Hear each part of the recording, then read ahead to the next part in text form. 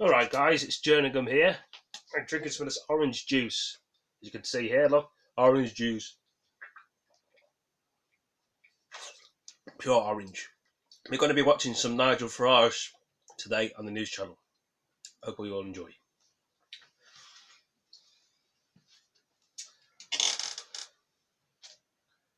Here's the outrage. We've got Parliament stop.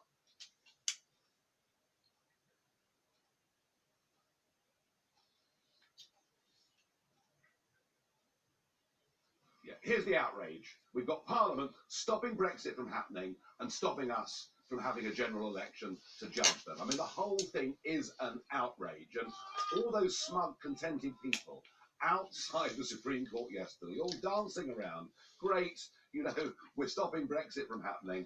I promise you, get outside of London, go to where real people live, and the anger at the way our politicians are behaving has never been as great. But mercifully, we're not like the French. We're not putting on yellow jackets and rioting, but we are waiting patiently for a general election when we can judge them. And I think when that moment comes, people will be very surprised.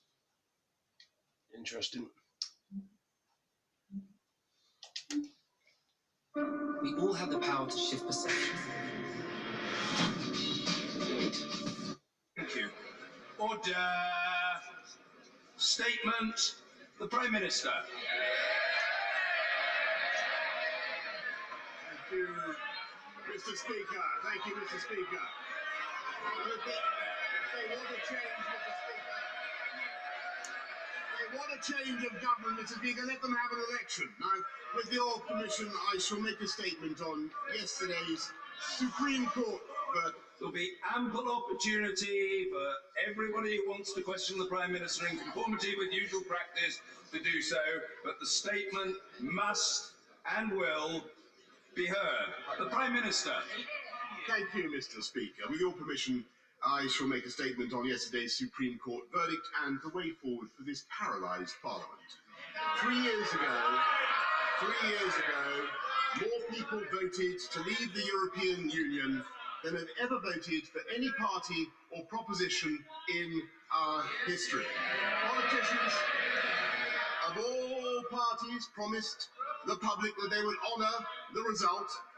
Sadly, many have since done all they could to abandon those promises and to overturn that democratic vote. And after 3 years of dither and delay that left this country at risk of being locked forever in the orbit of the EU, this government that I lead has been trying truly to get us out. And most people, indeed most supporters of the party opposite, regardless of how they voted 3 years ago, think the referendum must be respected. They want Brexit done.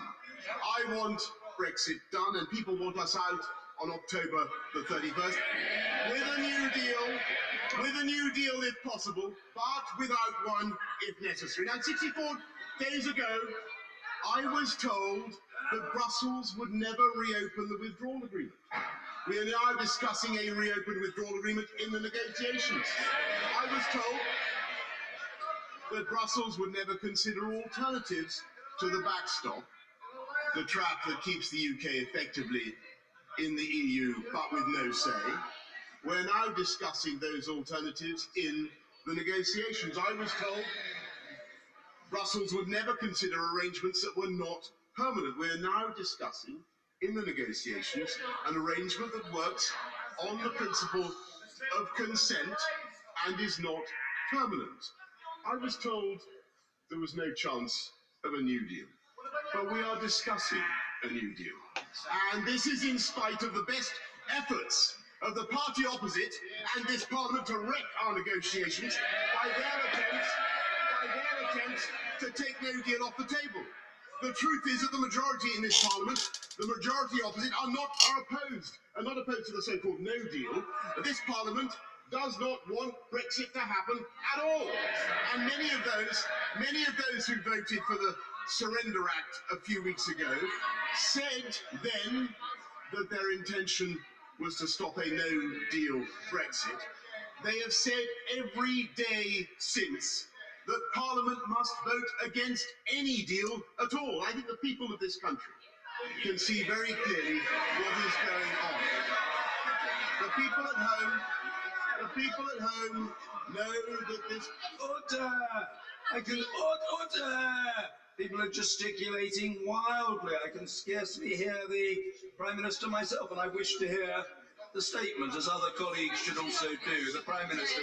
The people of this country can see perfectly clearly what is going on. They know that Parliament does not want to honour its promises to respect the referendum. The people at home know that this Parliament will keep delaying, it will keep sabotaging the negotiations because they don't want a deal. Mr. Speaker, the truth is that members opposite are living in a fantasy world. They really imagine that somehow they are going to cancel, this is what they want to do, that they're going to cancel the first referendum, they're going to legislate for a second referendum, and Parliament will promise that this time, perhaps not the lady opposite, but Parliament will promise that this time it really will respect that vote.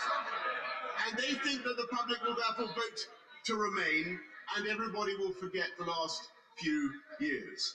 Mr. Speaker, I have to say I think that is an extraordinary delusion and a fantasy even greater than the communist fantasies peddled by the Leader of the Opposition. It will not happen. The public don't want another referendum. What they want and what they demand is that we honour the promise we made to the voters to respect the first referendum. And they also want us to move on, to put Brexit behind us and focus on the NHS, on violent crime, and on cutting the cost of living. And that is why I brought forward a Queen's speech. This government intends to present a programme for life after Brexit. But some members of this House could not stand that either. Instead of facing the voters, the opposition turned tail and fled from an election. Instead of deciding to let the voters decide, they ran for the courts instead. And despite the fact that I followed the exact same process as my predecessors in calling a Queen's speech, the Supreme Court was asked to intervene in this process for the first time ever, and it is absolutely no disrespect to the judiciary to say I think the court was wrong to pronounce on what is essentially a political question at a time. Order! Whatever the strength and intensity of feeling and the passions to which these matters give rise, we must hear what is being said in the chamber, and I wish to hear the Prime Minister.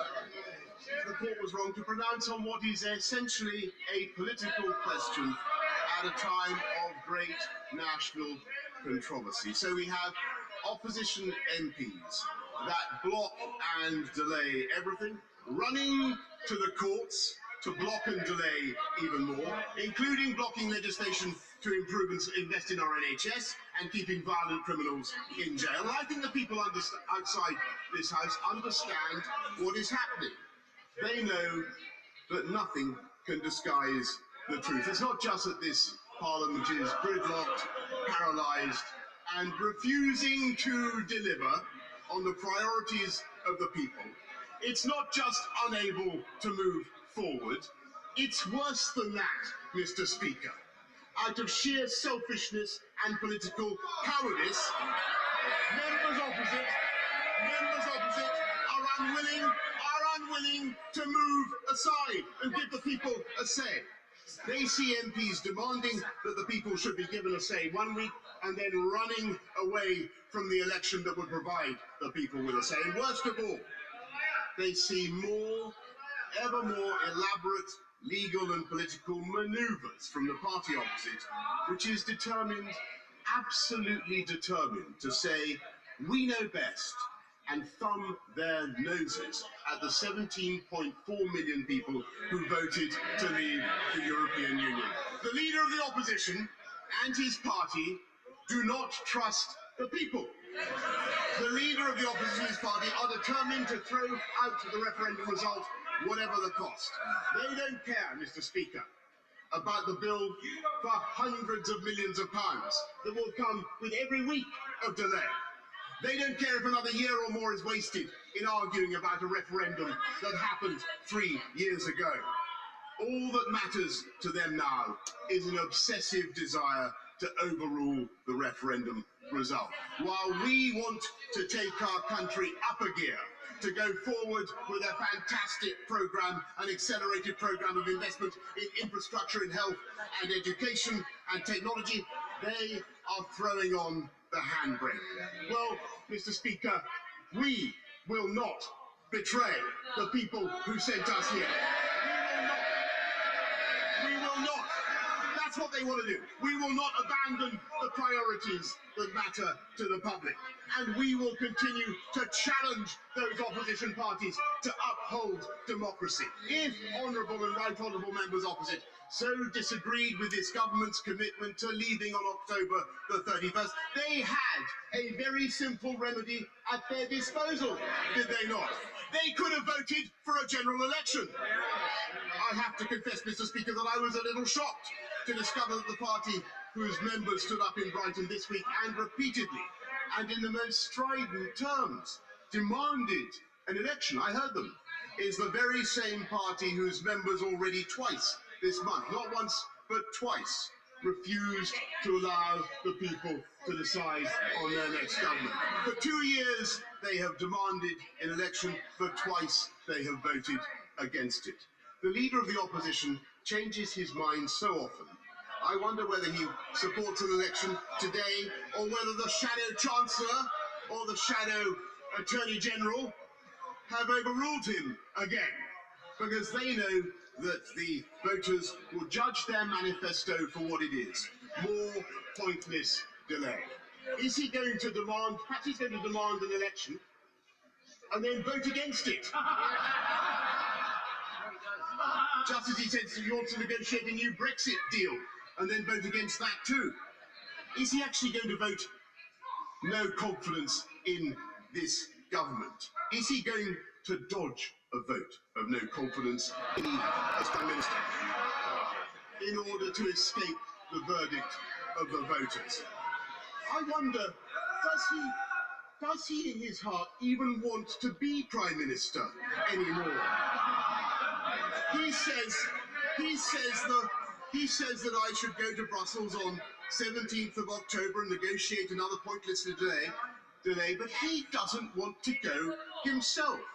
And even if he did, his colleagues wouldn't let him, because quite frankly they recoil.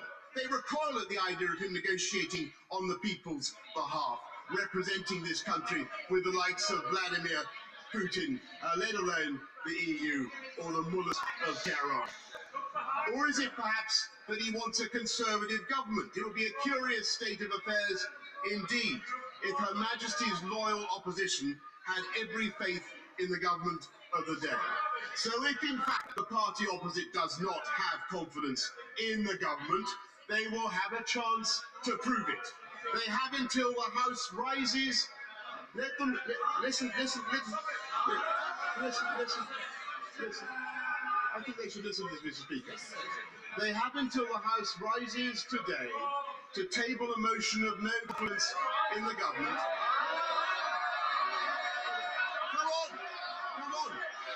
Come on then. And we can have that vote tomorrow. Or if any of the other parties, the smaller parties, fancy a go, they can table that motion and we'll give you the time for a vote. Will they have the courage to act, or will they refuse to take responsibility and do nothing but dither and delay? Why wouldn't they? What are they scared of, Mr. Speaker? Mr. Speaker, it is now well over. If that's what you're scared of, then have Order. I appeal to the House to have some regard to how our proceedings are viewed by people watching them in the country at large. Order! Let the remainder of the statement be heard. I'm grateful for the Prime Minister's exhortation, but I don't require it. I'm perfectly content. What I want to hear is the rest of the statement and then questioning on it. The Prime Minister. Mr. Speaker. Well, Mr. Speaker, thank you. And as I commend this statement to the House, I say it is time to get Brexit done.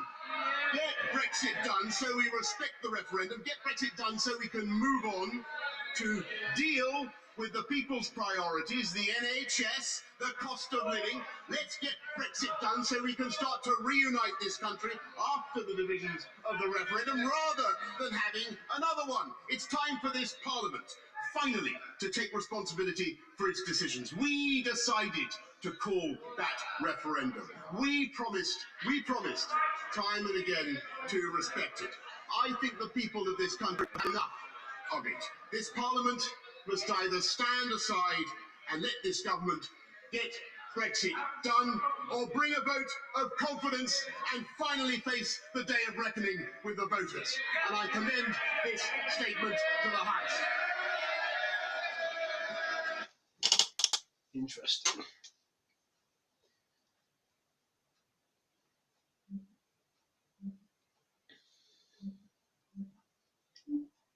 Yo, this is the Scar City Studios YouTube channel. Please don't forget to like, comment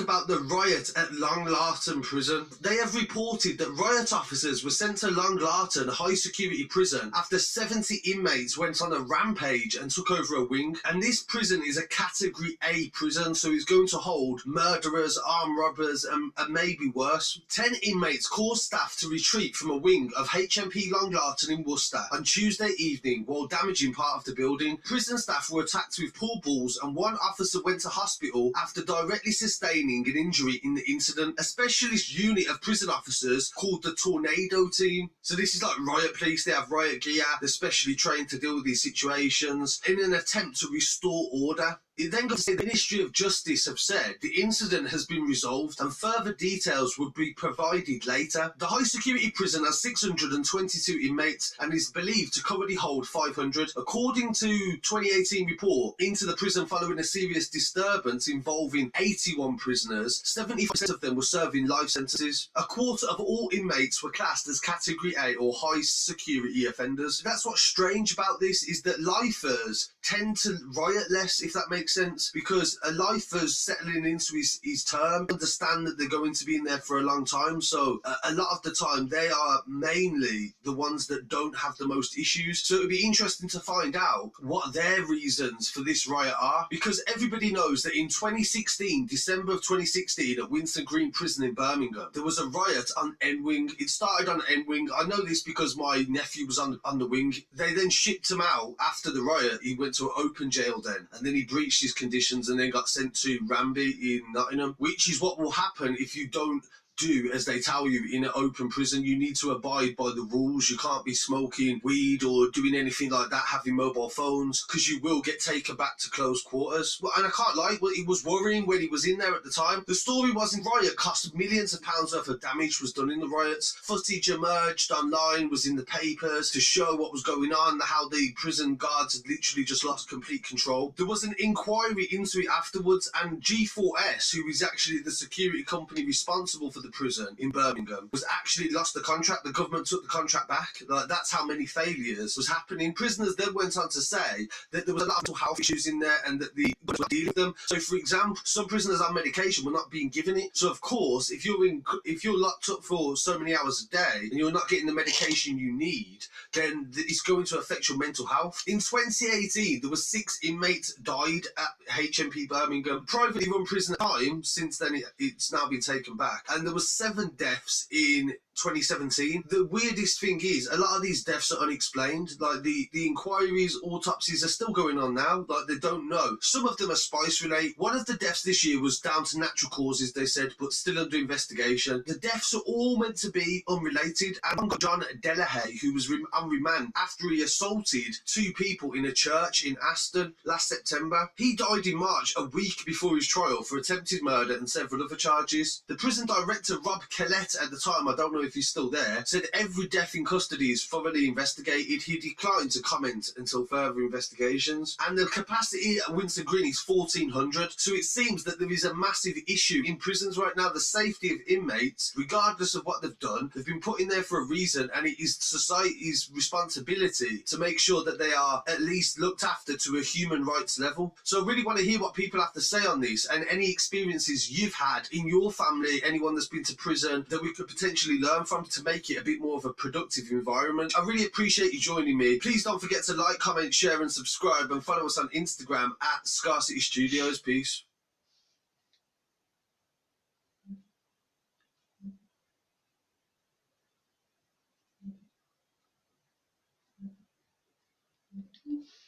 Well, Boris Johnson is back in front of the reopened House of Commons this evening, facing questions from MPs about his failure to prorogue Parliament and his plans for Brexit. The Prime Minister rushed back from his visit to the United Nations in New York early this morning after the Supreme Court said his suspension of Parliament was unlawful and then promptly cancelled it. In a typically robust speech at the dispatch box just minutes ago, he said the Supreme Court had been wrong to get involved in what he described as a political question. Labour's Jeremy Corbyn described him as dangerous and not fit to hold the office of Prime Minister. Well, Mr Johnson is being questioned by MPs in the Commons now by the former leader Ian Duncan-Smith. Let's have a listen into that now. I understand now that his government has changed the root origin of the term Yellowhammer to describe the botched attempt by the leader of the opposition to dispatch his own deputy. And could I ask him? I received and saw in my constituency, as others did recently, leaflets from the Labour Party calling for a general election now. Could he answer me this question? Can he give me any reason why we are not having an election at this particular point? Does he think for any moment it could be because the leader of the opposition fears his own party just as much as he fears us? Prime Minister. I thank my right honourable friend for his very acute question, Mr. Speaker. I'm afraid the answer is very simple, that they don't want an election because they are not sure that the public would trust them with the government of this country. And I think that they're right. And I think that they put the yellow into Yellowhammer, Mr. Speaker. Well, the Prime Minister there on very robust form, it has to be said.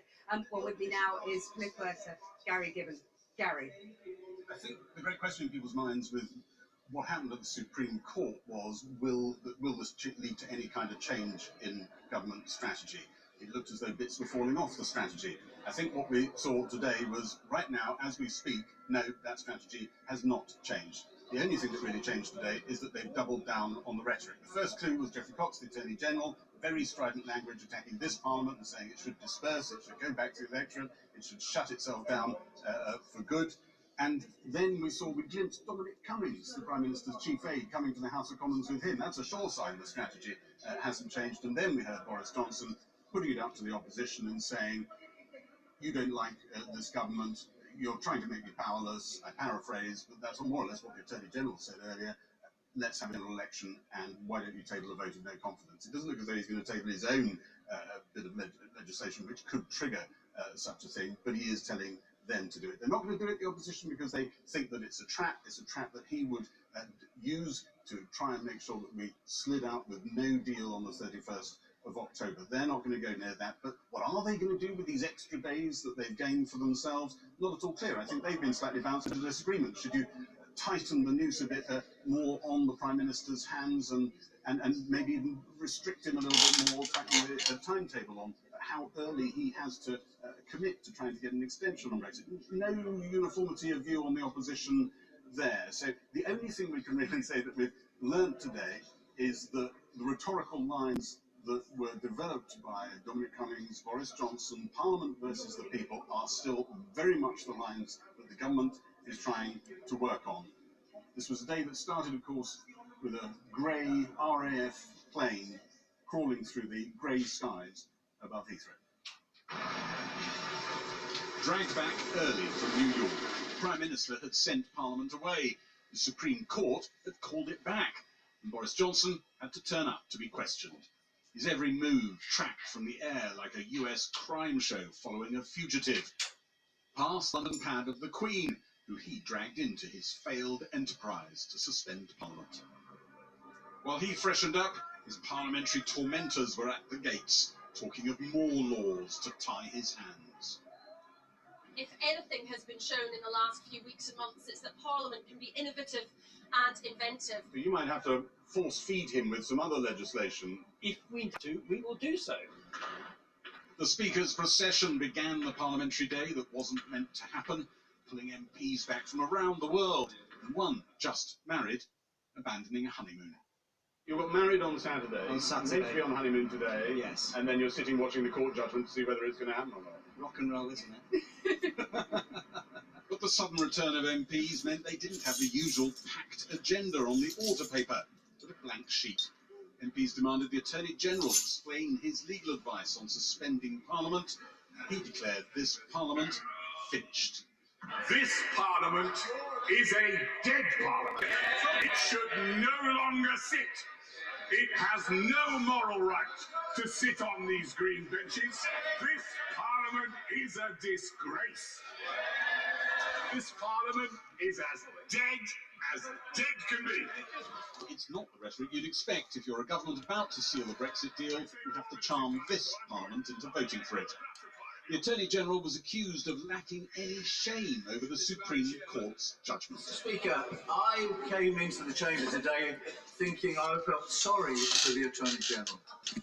But as he started, I did, fair enough, but every word he has uttered, no shame today, no shame at all. The fact that this government cynically manipulated the prorogation to shut down this House so that it couldn't work as a democratic assembly. He knows that that is the truth. And to come here with his barrister's bluster to obfuscate the truth, and for a man like him, a party like this, and a leader like this Prime Minister, to talk about morals and morality is a disgrace!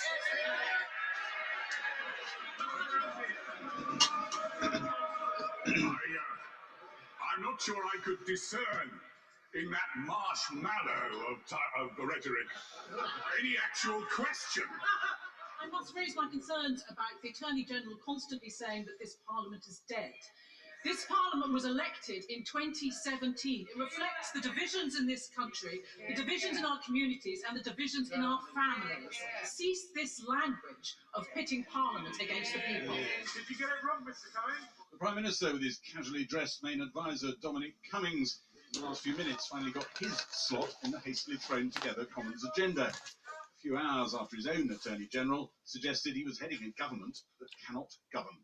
It is absolutely no disrespect to the judiciary to say I think the court was wrong to pronounce on what is essentially a political question at a time. Order! Whatever the strength and intensity of feeling and the passions to which these matters give rise, we must hear. I think they should listen to this, Mr. Speaker. They have until the House rises today to table a motion of no confidence in the government.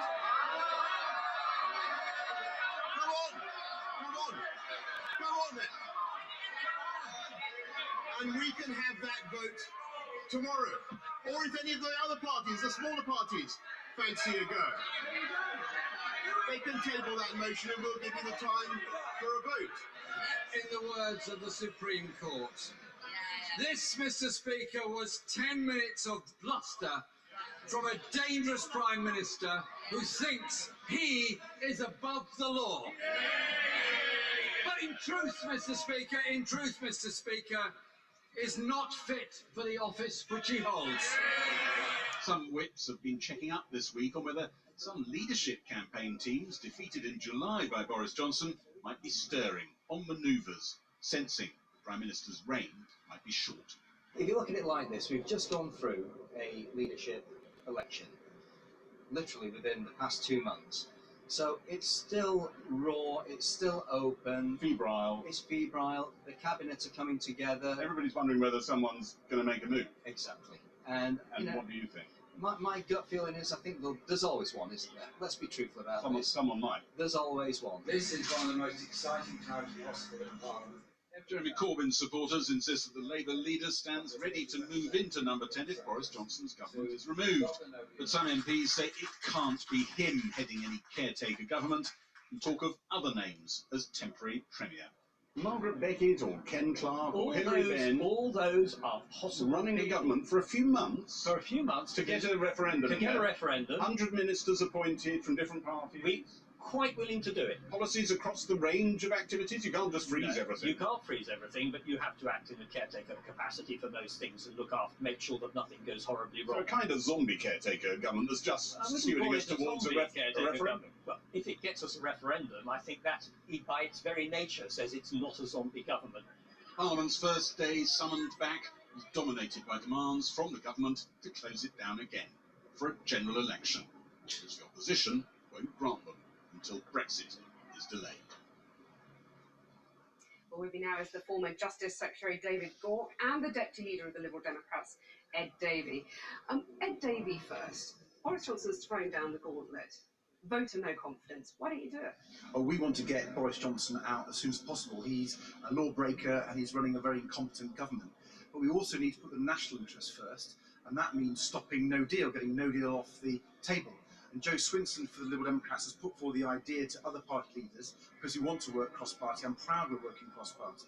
And the idea is that we bring the requirement for the Prime Minister to ask for an extension of Article 50 earlier, so we can get no deal off the table earlier. How soon? Well, that would be up to other parties to agree with us. We'd like to bring it forward a week or even 2 weeks, and that would give us more time. And then, when we've got it off the table, then we can start talking about a referendum or a general election. So within days, how do you feel about that, David Gauke, forcing Boris Johnson to go back to Brussels sooner to request an extension? Well, the reason why the trigger date was the 19th of October was because that was after the European Council meeting on the 17th and 18th of October, which is the last opportunity to make progress towards getting a deal. So it still seems to me reasonable to wait until that process has been completed. If the Prime Minister hasn't got a deal at that point, then it is right that we trigger the Ben provisions and seek an extension. That should leave enough time to needs to get out of the legal requirements, for the courts to look at this if necessary. So I think that's enough time to do it on the 19th of October. But isn't the Prime Minister right when he says the only way out of this is a general election? No, I don't think it is. I think the way out of it is that we try to get a deal, and that the majority in the House of Commons can support whatever that might require. And I think there is an onus on the Prime Minister and the government to redouble their efforts in terms of getting a deal, in terms of being realistic as to our red lines with the European Union, not asking for things that can't be delivered, and then working across the floor of the House to try and find a majority in favour of a route forward. You're determined to block any deal, you've made that clear. So you're thwarting the will of 17.4 million people. Well, there was 16.8 million who voted the other way, and Liberal Democrats have always been consistent, been clearer than any other party, that we want to stop Brexit. So I'm certainly not denying that, but we want to do that in a democratic way. So we think the best way of doing that is a people's vote, and we will continue to argue for that. But if the other parties refuse that vote for the people, so they could democratically choose to remain in the European Union, then we'll have to have the general election. And in that general election, we will campaign to stop Brexit. We've done that all the way along. Unfortunately, from the Labour Party, you have complete confusion, and from the Conservative Party, from this appalling Prime Minister, you have chaos. Are you tempted by a second referendum? Because you've always resisted it. I have. I would much prefer to leave with a deal without having a second referendum. That remains my preference. And the point I would make to a lot of my Conservative, perhaps I should say former Conservative colleagues, is that if they don't back a deal, then there clearly is a move towards a second referendum. That is the direction that we're going in. I don't say that with any great enthusiasm, but that's why I hope all Conservative MPs can get behind a deal. But the onus is also on the Prime Minister to get that deal. When the Prime Minister talks about abiding by the law, but also leaving on October the 31st, does that mean some kind of shenanigans, which means we're going to end up in front of the courts again? Well, I can't see how you can abide by the law and leave on the 31st of October unless you've got a deal. And I don't understand how the Prime Minister thinks he can do both unless he thinks he's going to get a deal. The problem is no one trusts this Prime Minister. He's lost all credibility. He's been found out in the courts.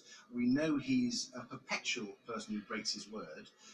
And some people now talking in this house that he's lied to Her Majesty the Queen. So because he's lost that trust, that's why Liberal Democrats are arguing for getting no deal off the table as soon as possible, because we just don't trust him. Imagine if we get to the 19th of October. Imagine if he then doesn't seek the extension as the law requires, and we're in the courts. There's a danger that we could slip out of the European Union. And that's why we, as the Liberal Democrats, are leading the charge for an earlier no deal off the table, an earlier extension to Article 50. Is that something you'd back? I think there is time from the 19th of October to the 31st of October to go through the courts, to do everything that we need to do to ensure that the Benn Act is triggered, enacted, and the extension achieved. Is he dangerous, the Prime Minister? I don't know whether I'd describe him as that, but I think How would you describe him? Well, I think it is important that the Prime Minister, I think, does need to change his strategy. He does need to try to unite the country to a greater extent. I think he does need to reach out, and I think he does need to be pragmatic and practical in terms of delivering a deal and not making demands that simply are not going to be achieved. David Gork, Davey, thank you very much for joining us. Well, in the last half hour, Jeremy Corbyn, the Labour leader, asked Mr Johnson about his conduct in public office with reference to his alleged links with the US tech entrepreneur Jennifer Arcuri. The Prime Minister also has questions to answer about his conduct in public office. And in particular, allegations that he failed to declare an interest in the allocation of public money to a close friend whilst he was Mayor of London. Oh, that's the Harry Potter film, isn't it? It was announced today that the Department of Culture and Sport is reviewing the funds in the light of the Sunday Times report. Did the Prime Minister initiate that review? Will the Prime Minister fully cooperate with the DCMS review and that of the Greater London Assembly? Will he refer himself to the Cabinet Secretary for investigation? Mr. Speaker, the Prime Minister, no Prime Minister, is not above the law. Oh, and I am very proud, by the way, to take his next point, about everything that I did as Mayor of London. I may say to the current Mayor that he'd be better off spending less on press officers and more on police officers in London, because we were funding 20,000 more on our streets. Well, Mr Johnson has insisted that everything was done entirely in the proper way, while the Culture Department says it's investigating a grant worth £100,000 to one of Ms Arcuri's companies. So what do we know so far? Our political correspondent Paul McNamara has more.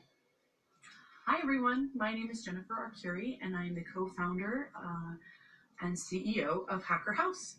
Hacker House, a firm of ethical hackers that received a government grant of £100,000. But what MPs want to know is whether there's a conflict of interest between the nature of the relationship between the firm's CEO and Boris Johnson and the allocation of public funds. As soon as Parliament reopened today, they queued up to ask the government department with their hands on the purse strings. I care very little about the personal life of the Prime Minister, but I care a lot about how this government manages conflicts of interest and how it spends taxpayers' money. This is fundamentally a question of character and of suitability. Is the Prime Minister of sufficient character to occupy high office and disperse public funds? Will the Minister reassure the House that there will be no other examples of friends with benefits funding from DCMS or any other department? Awkward questions, and today the Digital Minister confirmed the grant was being reviewed. We are, of course, aware of the claims raised recently by the Sunday Times, and the department is reviewing the decision that was taken, but we monitor all initiatives. And there were further questions as to whether the firm should have even been eligible for UK government money, as most of the staff and business appear to be based in America. This is a company that is based in Britain as far as Companies House is concerned. It is a company with a British phone number. We will review that, but we have no reason to think, we have we have no reason to think that there is anything untoward in this particular matter. That issue of the UK number was seized upon by Tom Watson. He said that when members of his team tried to call it, it went through to America. Thank you for calling Hacker House. Please note this call Sounds like an American voice. In fact, when we called them earlier on, after that pre-recorded message, we got through to someone from the firm, and they confirmed they're in California. They told us they had offices in the US and the UK, but didn't provide further details. Questions of conflict of interest first arose when the Sunday Times revealed another tech firm, Miss Arcuri ran, received grants from a London mayoral organisation while Boris Johnson was mayor, and had joined trade missions abroad. Well, we know that she was on 2 trips, but there was a trip to the Far East in November 2014, when the mayor was specifically asked a question to name all the Delhi members of the delegate, and he gave names of all the members of the delegation apart from one name. The name he missed out was of Jennifer Curry. And it's interesting why he missed the name out. Was it just sort of forgetfulness? Was there anything else behind it? We want to give him the opportunity of answering this sort of question. The Greater London Assembly Oversight Committee have asked Mr Johnson to provide details of any relationship.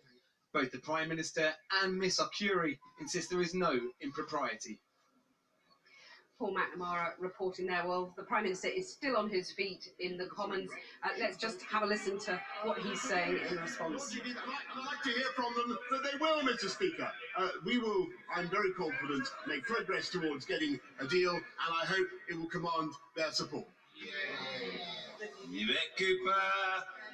Earlier today, the Attorney General did not just say that he would respect the Supreme Court's judgment, he also said we got it wrong. The Prime Minister has today just said the opposite and effectively said he thinks it's okay for a Prime Minister to cancel Parliament for as long as he so chooses in order to not to answer questions. Many of us have had disagreements with his predecessors, the Right Honourable Member for Maidenhead, David Cameron, John Major, Margaret Thatcher, but none of them would have done this. Yeah.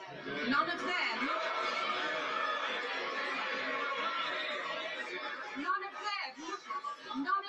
would have been so chaotic. None of them would have shown such disregard for the rule of law or tried to concentrate power in their own hands by cancelling Parliament in this way. Why is he so entitled that he thinks it's one rule for one person and one rule for him and a different one from everyone else? Mr Speaker, I think the historical record will reflect that several Prime Ministers, and I think all Prime Ministers have had prorogations, and John Major, for instance, prorogued for several weeks, I think, in advance of an election. But on her substantive question about the view of my right honourable colleague, the Attorney General, about the judgment yesterday, let's be clear that we are as one in respecting the Supreme Court, and we are as one in thinking that that judgment was wrong. Well, Boris Johnson responding there to some pretty forthright criticism from the Labour MP Yvette Cooper. He does appear at the moment to be rather enjoying the exchange, but how long that will last, we'll have to wait and see. He'll be on his feet for a while longer. Now over to Jackie on the Green in Westminster. Thanks, Kathy. Well, with the prospect of a no-deal Brexit still very much on the table, the Minister in charge of planning for one, Michael Gove, has been insisting that many businesses are well prepared. Labour's Keir Starmer rejected that idea, saying that to leave the country unprepared was unforgivable. Well, we've seen documents given to one Manchester hospital and no doubt replicated across England, revealing the concerns many in the NHS have about the future. Our health and social care correspondent Victoria McDonald is with me now. What can you tell us, Victoria? Well, Jackie, in fact, Michael Gove went on to most of the work to mitigate the risk of a no-deal Brexit had actually gone into the NHS. And I know that civil servants have been working very hard in the Department of Health and Social Care to try and alleviate this risk. Nevertheless, as you said, there are concerns. These documents have been given to will be presented to the board at Christie's Hospital tomorrow, and they lay out the concerns that are being felt across the country. Isotopes, for instance, needed for scans. Now, the government has said that they can be flown in, so there's no risk of them being held up at ports because they have a very short shelf life. But what we don't know is what happens if those flights can't make it. We don't know if there are enough drivers. There are concerns about drugs. What happens when the stockpiles get low and they have to start replenishing them? This document also went on to say, which was quite sad in a way, about anecdotal evidence, so there's no proof of this, that trials, UK researchers are starting to be left off trials that are across Europe because they can't come to the table, as it were. And then there is now an announcement that NHS England will require trusts from the 21st of October, so just 10 days before that critical date, to start giving daily reports on where they are with the planning. I can give you some good news.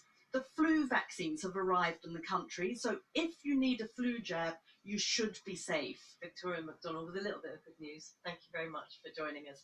Well, all this continuing uncertainty over Brexit has spread right across Europe. In the Netherlands, businesses exporting to the UK are warning that long border delays could prevent fresh produce from getting to shops quickly, leading to empty shelves. Our Foreign Affairs correspondent Jonathan Rugman has been to Rotterdam, Europe's biggest port, to talk to Dutch exporters and to one British company which has moved there.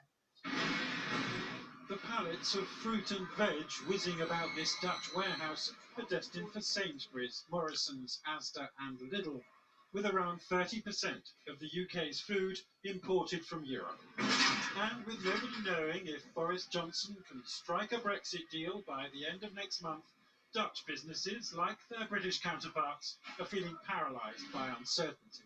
This company is exporting fewer of these pallets to the UK than it did a year ago because it says some growers have pulled out of the British market, believing it to be more trouble than it's worth.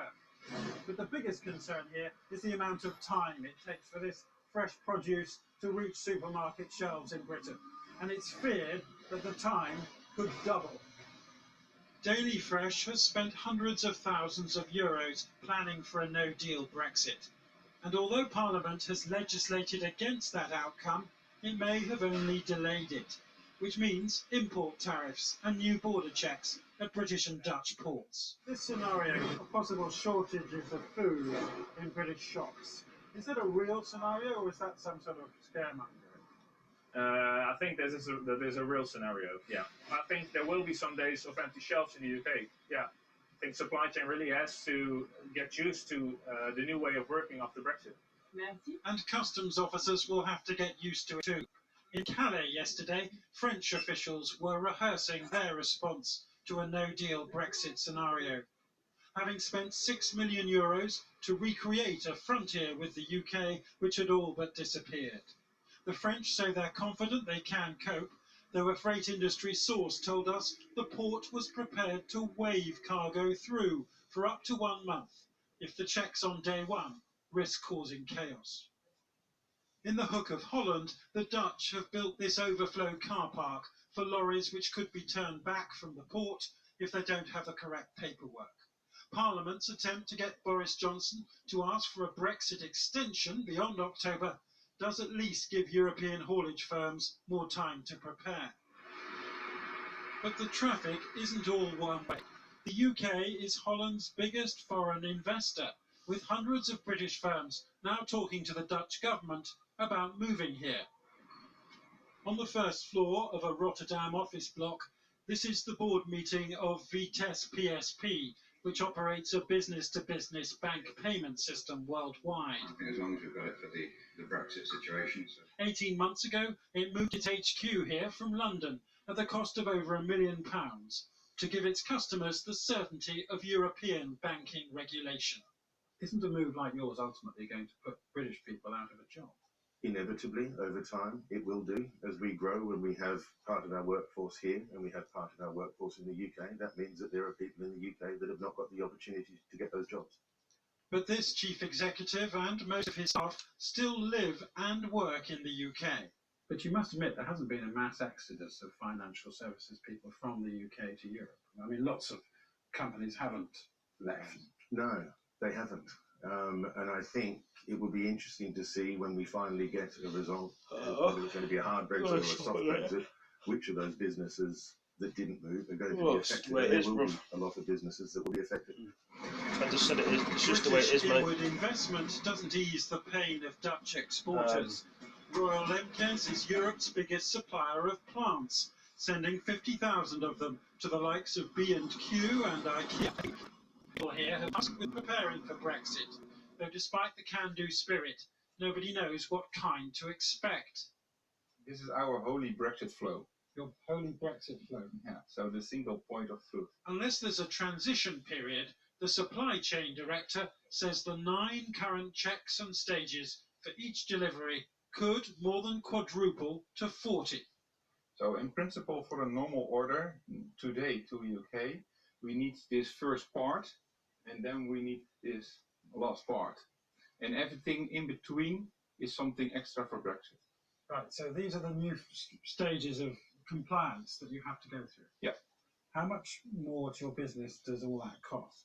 So the duties we have to pay to the UK government for importing plants are not decided yet on. Depending on the outcome of Brexit, it can cost more than 5 till 20% on the cost price of a plant. So your customers don't know how much to charge for the plants because they don't know what your costs are. That's true. So if I go into a garden centre in, I don't know, a few months' time, you saying some plants will be 20% more expensive? Yeah, that's true.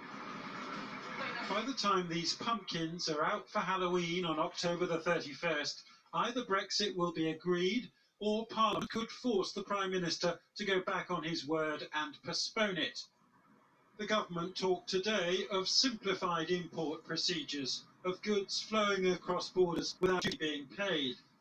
But until and unless there's a new free trade agreement after Brexit, nobody really knows how European ports and exporters will be affected, or the costs that British consumers could ultimately pay.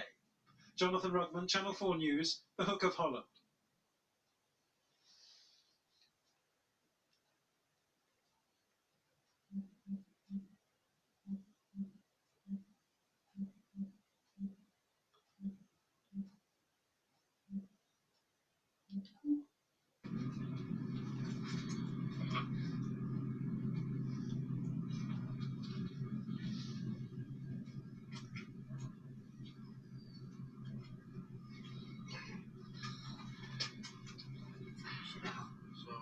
Ladies and gentlemen, I'd like to apologise for the delay in getting you off the aircraft. As some of you may be aware, you may have phones on this morning. Come on, come on, come on, come on!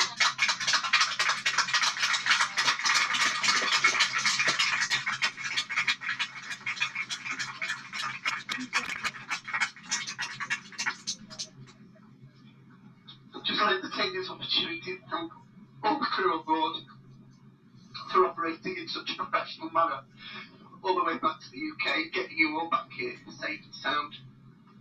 We do have many friends, colleagues throughout the business today, and I'm sure you appreciate.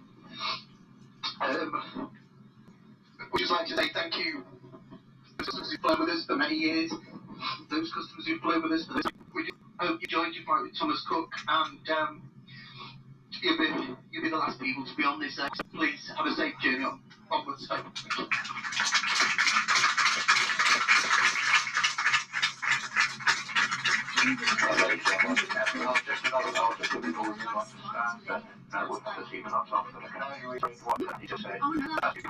This company, it's been a pleasure for 25.5 years for me. Thanks very much, crew. Thanks very much indeed. Can't get up because we've got to go into the hangars because it goes in the hangar.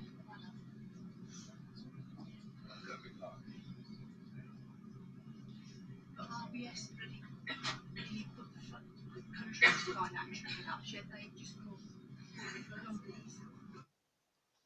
Well, don't know what to say about that. Here in Washington, we are witnessing extraordinary scenes. The potential impeachment of an American president is not something that politicians here take lightly, but they have decided to press ahead because they believe that there is enough evidence that Donald Trump abused his position as president for his own political gain. Now, the White House hoped that releasing that telephone call with President Zelensky of Ukraine would be enough to calm all this down. That has not worked, I should say, and there will be more evidence from the whistleblower report that kicked all this off being released later this week. As we speak, I should say, Donald Trump has met or is meeting with President Zelensky of Ukraine at the UN in New York. The Ukraine president quipped, "Better to be on TV than on the phone." That's what he's just told reporters. President Trump, of course, denies any impropriety. He has spent the day dismissing all this as a Democratic witch hunt. But enough of the Democrats, Jackie, have said that they are united in this call for impeachment, and they are determined this time to press ahead. I'm announcing the House of Representatives moving forward with an official impeachment inquiry. The president must be held accountable. No one is above the law. As the House Speaker Nancy Pelosi made him the fourth US president to face a formal impeachment inquiry, Donald Trump was in Trump Tower, tweeting, "Presidential harassment." By this morning, he was... Oh, guys, the screen's gone off again. Greatest witch hunt in American history, probably in history, but in American history, it's a disgraceful thing.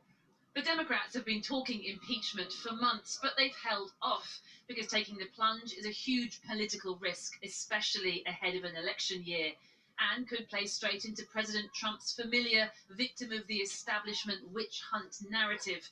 But allegations he'd urged a foreign leader to go after his political rival Joe Biden and withheld aid money as leverage have tipped the Democrats over the edge. The fact is that the President of the United States, in breach of his constitutional responsibilities, has asked a foreign government to help in his political campaign at the expense of our national security. That cannot stand. At the centre of it all, Ukraine's Volodymyr Zelensky, seen here arriving at the UN this morning, an actor who played the president on television before remarkably becoming Ukraine's actual president this year. No one can pressure me. I'm the president of an independent country. Only one person can pressure me, my 6-year-old son. 1 week after Donald Trump froze nearly $400 million in military aid to Ukraine, President Zelensky took a call from President Trump on July the 25th. That led to a whistleblower complaint against the US president. During the conversation, Donald Trump made unproven claims that Joe Biden tried to interfere with the Ukrainian prosecutors' investigation into a gas company that his son, Hunter Biden, was on the board of. In the last few hours, the White House released what it called an unredacted transcript of that call, but which was labelled a memorandum that was not a verbatim transcript of the discussion. "I would like you to do us a favour," the president said. Then later, "There's a lot of talk about Biden's son, that Biden stopped the prosecution, and a lot of people want to find out about that, so whatever you can do with the Attorney General would be great." Biden went around bragging that he stopped the prosecution, so if you could look into it, it sounds horrible to me. The summary doesn't include President Trump explicitly promising to release aid money in return for an investigation into the Bidens. In this transcript, there is no quid pro quo, there is no improper leverage, and the overall tone of this transcript is that it is mutually laudatory. It's just breathtaking.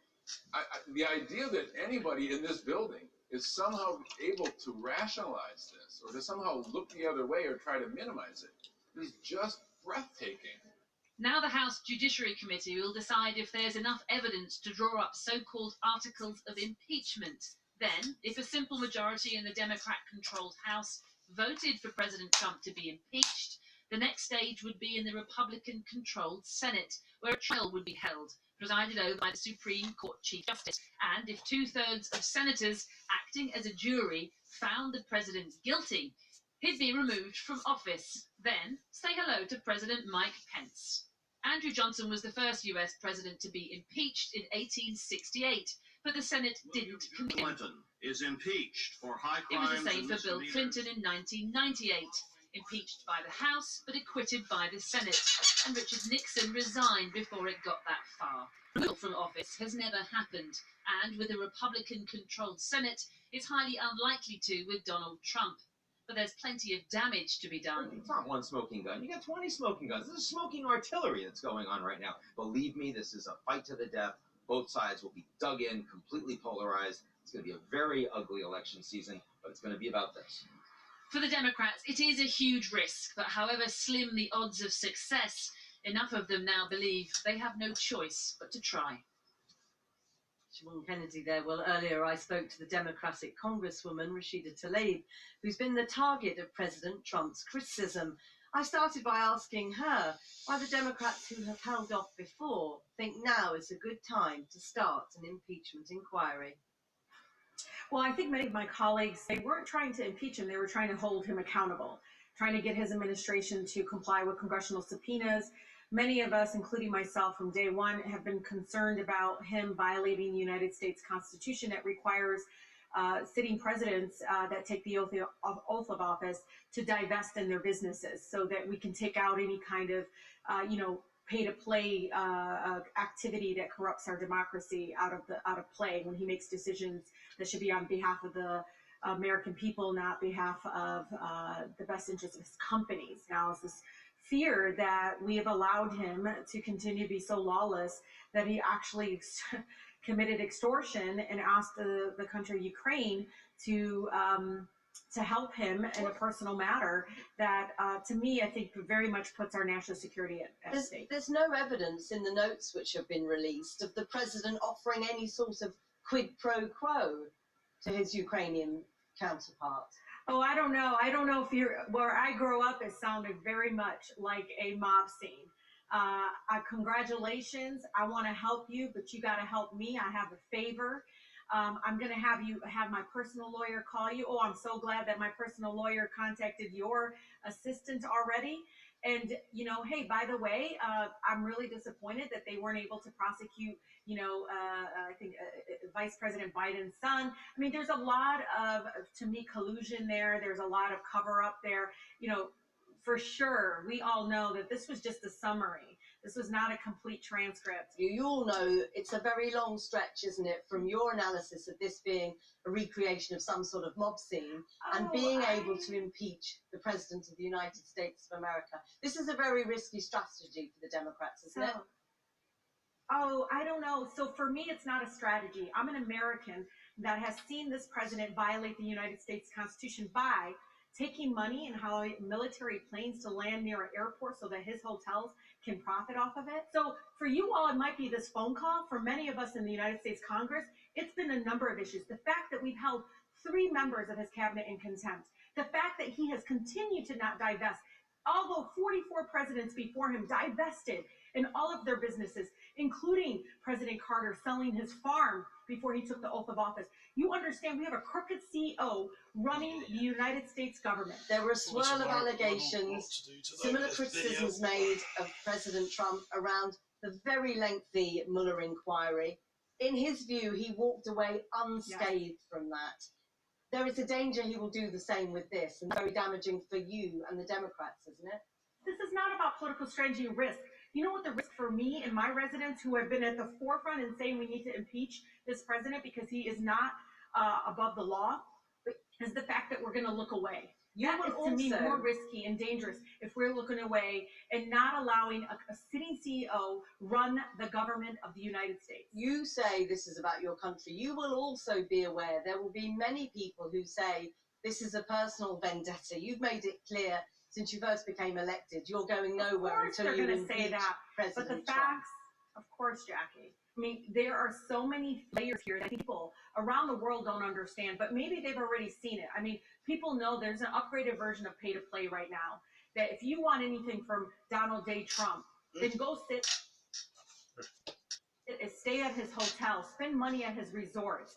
The fact that he's even having military planes land near an airport so that his, failed business is able to make some sort of profit on a taxpayer dollar, that alone is an impeachable offense. This is, of course, probably the most corrupt president that we've ever had in the history of the United States. And this is just what we know publicly. Very briefly, there are Democratic strategists who say this is playing entirely into the hands of President Trump. I am a public servant. I'm not a political strategist, nor do I want to sit there and put my party before my country. Nor do I want to say that this is somehow not abided by the polls. If I listened to polls, Jackie, I would have never ran for the United States Congress because people said I couldn't win, and I did. So I'm going to outwork the hate. I'm going to push back against false lies and theories and push the truth. Rashida Tlaib, thank you so much for talking to us today.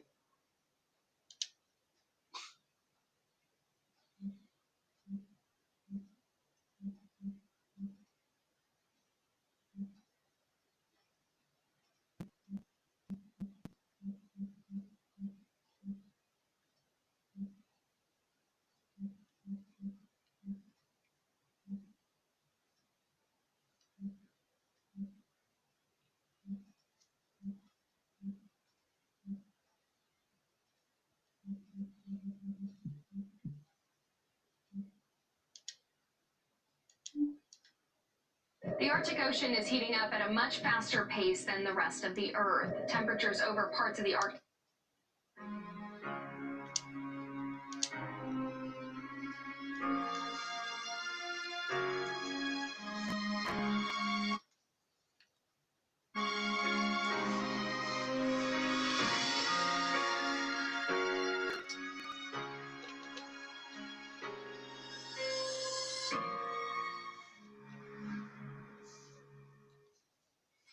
Well, welcome back. You're watching the press preview with me this evening, the consultant editor of the Daily Mail, Andrew Pearce, and the associate editor of the Daily Mirror. He found to be unlawful. Has he apologised to Her Majesty? I think we've done enough in this video now, guys. I hope you all enjoyed it. And like I say, 1 second, put the phone off, the speaker.